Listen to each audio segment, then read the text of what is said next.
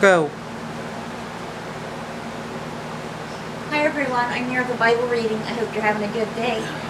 Please keep the following people in prayer. Luke Boggs and his mom Bridget. Luke is back home now.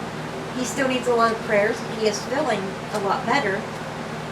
Please pray for Joyce Light, Sherm, Rhonda Karshner, Cindy and Jim, Dora Harper, Layla and her son Emil, Danette Rager, Bonnie Jean, Jimmy Myers, Abby and Liam, Bonnie Jean, Elizabeth Jeffries, and her grandson Dominic. I believe that's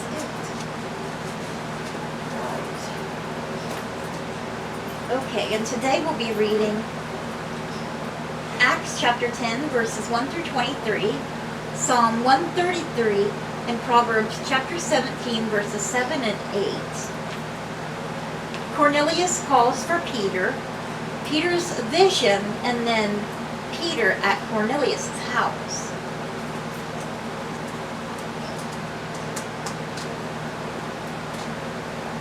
Alright. Sorry I haven't had a video up in a few days. I have not been feeling the best. And I had to go to the dentist as well. Had an appointment there, and I just been, my stomach ain't been good.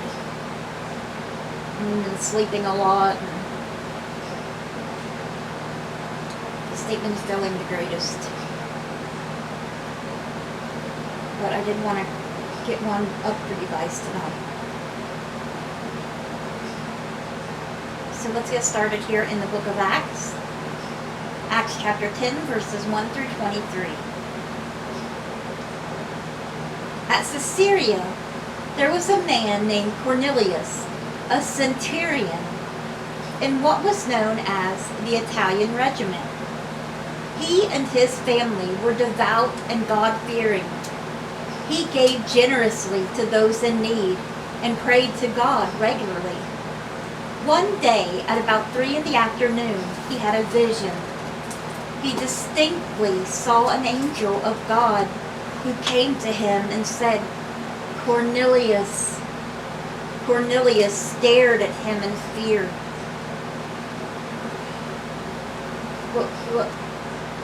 What is it, Lord?" he asked. The angel answered, "Your prayers and gifts to the poor have come up as a memorial offering before God. Now send men to Joppa to bring back a man named Simon, who is called Peter. He is staying with Simon the tanner, whose house is by the sea." When the angel who spoke to him had gone, Cornelius called 2 of his servants and a devout soldier who was one of his attendants. He told them everything that had happened and sent them to Joppa after Peter. About noon the following day, as they were on their journey and approaching the city, Peter went up on the roof to pray. He became hungry and wanted something to eat, and while the meal was being prepared, he fell into a trance. He saw heaven opened and something like a large sheet being laid down to earth by its 4 corners. It contained all kinds of 4-footed animals, as well as reptiles and birds. What could this mean? Then a voice told him, "Get up, Peter, kill and eat." "Surely not, Lord," Peter replied. "I have never eaten anything impure or unclean." The voice spoke to him a second time. "Do not call anything impure that God has made clean." This happened 3 times, and immediately the sheet was taken back to heaven. While Peter was wondering about the meaning of the vision, the men sent by Cornelius found out where Simon's house was and stopped at the gate. They called out asking if Simon, who was known as Peter, was staying there. While Peter was still thinking about the vision, the Spirit said to him, "Simon, 3 men are looking for you. So go, get up, and go downstairs.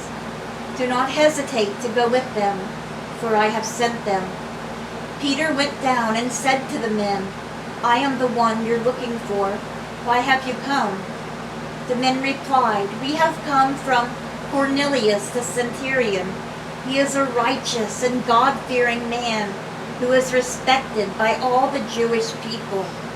A holy angel told him to ask you to come to his house so that he could hear what you have to say." Then Peter invited the men into the house to be his guests. The next day, Peter started out with them, and some of the believers from Joppa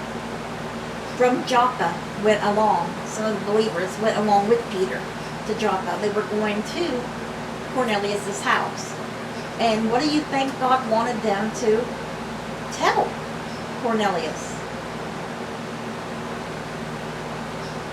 He wanted Peter and the other believers to tell Cornelius the good news, to tell them about Jesus. And that's exactly what they're going to do.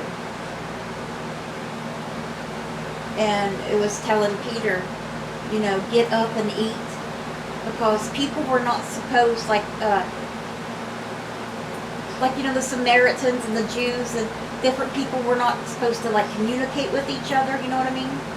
And just like when they saw Jesus talking to the Samaritan woman, or that woman that was getting him, that he asked for water, they were surprised to see him talking to her because they were not supposed to communicate. Like God was telling him, you can communicate with anyone. You're all my children. This is a good person. I want you to tell them what you know. Tell them about Jesus. Tell them about the Lord. So he sent them to Cornelius, and they were going to tell him.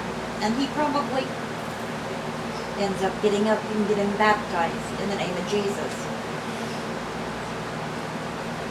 All right.